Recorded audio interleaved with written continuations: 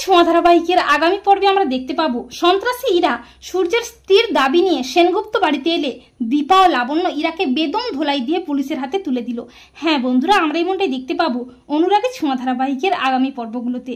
Dipa doctor লাহিড়িকে বিশ্বাস করে সূর্যের ব্যাপারে সব সত্যি ডক্টর লাহিড়িকে জানিয়ে সূর্যকে নিয়ে সেনগুপ্ত বাড়িতে ফিরে আসে। আর সূর্যকে এই অবস্থায় দেখে বাড়ির সবাই অবাক হয়ে যায়। লাবণ্য একেবারে ভেঙে পড়ে। তখন দীপা লাবণ্যকে কথা দেয় যে আপনার ছেলেকে ঠিক সুস্থ করে আপনার কোলে আমি ফিরিয়ে দেবই। আর লাবণ্য দীপার উপর ভরসা রাখে।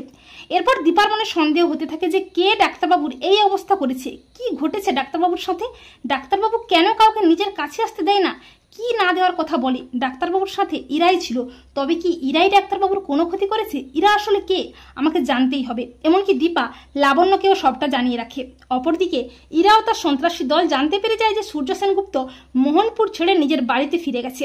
তখন তারাও সূর্যের কাছ থেকে পেন ড্রাইভটা নেওয়ার জন্য কলকাতায় আসে।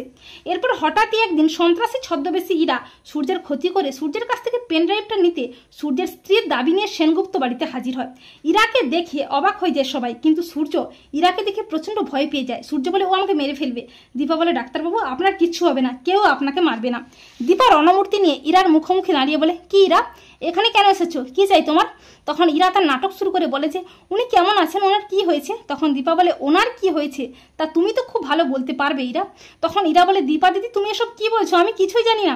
ইরা সূর্যের সামনে গিয়ে বলে কেমন আছেন ডক্টর সূর্য সেনগুপ্ত?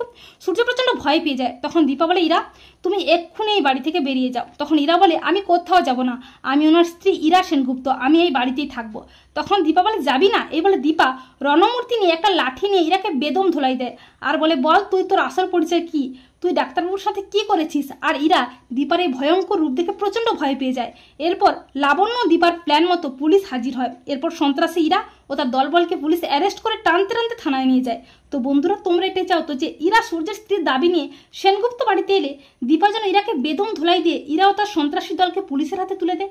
কমেন্ট করে জানিয়ে দাও তোমাদের মতামতটি।